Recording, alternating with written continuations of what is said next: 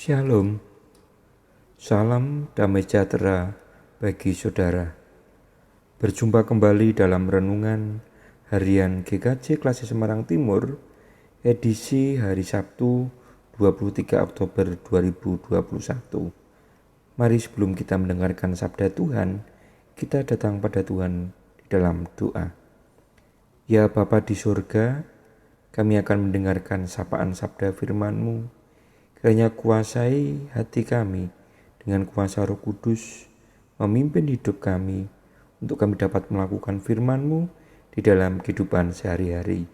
Di dalam nama Tuhan kami Yesus Kristus, kami berdoa. Amin. Bapak, Ibu, dan Saudara yang dikasihi oleh Tuhan, bacaan kita di dalam kitab Ayub pasal 42 ayat yang ke-7 sampai yang ke-10. Setelah Tuhan mengucapkan firman itu kepada Ayub, maka firman Tuhan kepada Elifas orang Teman, "Murkaku menyala terhadap engkau dan terhadap kedua sahabatmu, karena kamu tidak berkata benar tentang aku seperti hambaku Ayub. Oleh sebab itu, ambillah 7 ekor lembu jantan dan 7 ekor domba jantan dan pergilah kepada hambaku Ayub.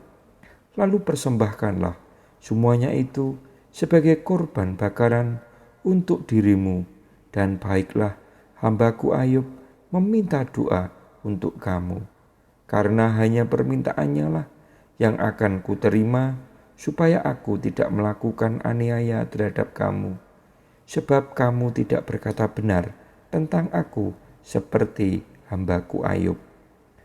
Maka pergilah Elifas orang Teman, Bildad orang Suah, dan Sofar orang Naamah.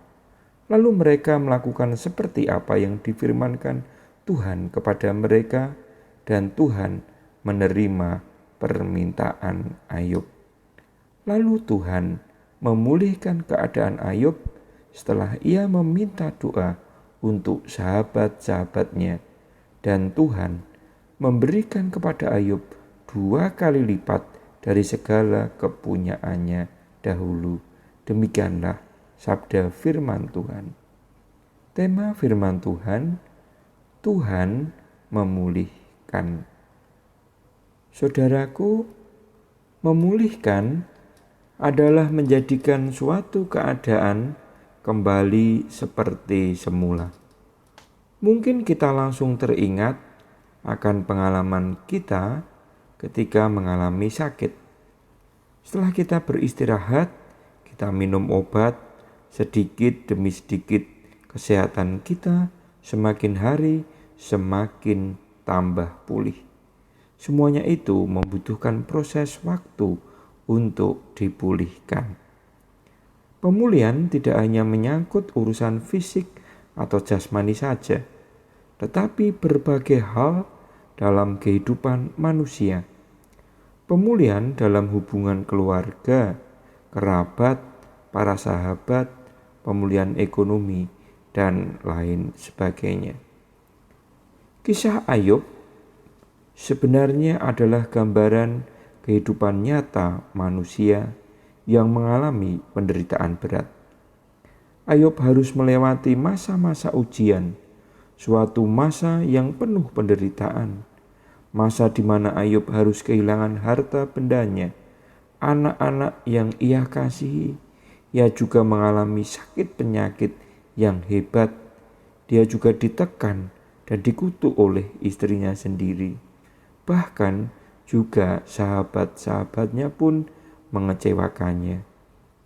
Namun di akhir perjuangannya, Tuhan memulihkan keadaan Ayub. Dalam kitab Ayub pasal yang ke-42, ayat yang ke-7 sampai yang ke-10, kisah Ayub ditutup dengan akhir yang sangat indah. Setelah Ayub mengalami penderitaan berat, akhirnya Allah memulihkan keadaannya. Allah memulihkan relasinya dengan Ayub, sehingga hanya permintaan doa yang dipanjatkan Ayub yang akan diterima olehnya. Di dalam ayat yang ke-8b, Karena hanya permintaannya lah yang akan kuterima, supaya aku tidak melakukan aniaya terhadap kamu, sebab kamu tidak berkata benar tentang aku seperti hambaku Ayub.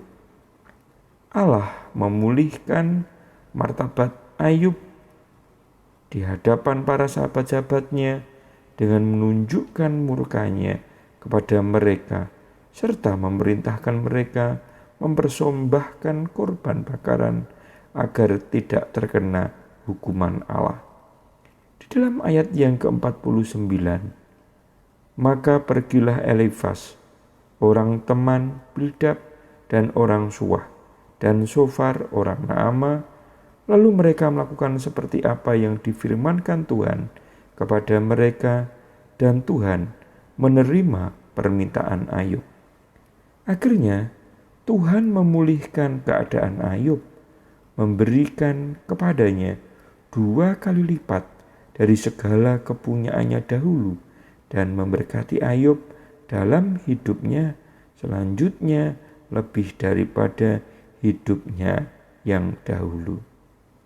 Di dalam Ayub 42 ayat yang ke-10, lalu Tuhan memulihkan keadaan Ayub setelah ia meminta doa untuk sahabat-sahabatnya, dan Tuhan memberikan kepada Ayub 2 kali lipat dari segala kepunyaannya dahulu. Bapak, Ibu, Saudara yang dikasihi oleh Tuhan, kita patut bersyukur pada Tuhan. Kota Semarang memasuki PPKM level yang pertama. Slogan Indonesia Pulih, Indonesia Bangkit. Slogan yang dibuat ini membawa sebuah harapan dan semangat besar bagi bangsa Indonesia yang tengah berjuang melawan pandemi virus COVID-19. Sehingga kita bersyukur beberapa daerah sudah memasuki level yang pertama. Tentunya melalui dukungan masyarakat di dalam menjalankan disiplin sesuai protokol kesehatan dengan segala usaha dan doa bersama, serta dengan harapan bersama bahwa Indonesia semakin dipulihkan. Firman Tuhan hari ini mengajak kita semua untuk benar-benar percaya pada Allah. Tuhan Yesus berkata, "Aku memulihkanmu. Maukah engkau pulih? Maukah kita mengalami pemulihan dari Tuhan?" Seperti keadaan Ayub, pada akhirnya menjadi pribadi yang luar biasa yang diubahkan dan dipulihkan oleh Tuhan. Tuhan Yesus memberkati. Amin. Mari kita datang pada Tuhan di dalam doa. Kami mengucap syukur ya Bapa, oleh karena kebaikan-Mu dalam kehidupan kami, Engkau memulihkan kehidupan kami. Bersyukur Engkau menolong kami dalam setiap penderitaan yang ada. Engkau yang memimpin hidup kami. Terima kasih ya Bapa, dalam nama Tuhan kami Yesus Kristus, kami berdoa dan bersyukur. Haleluya. Amin.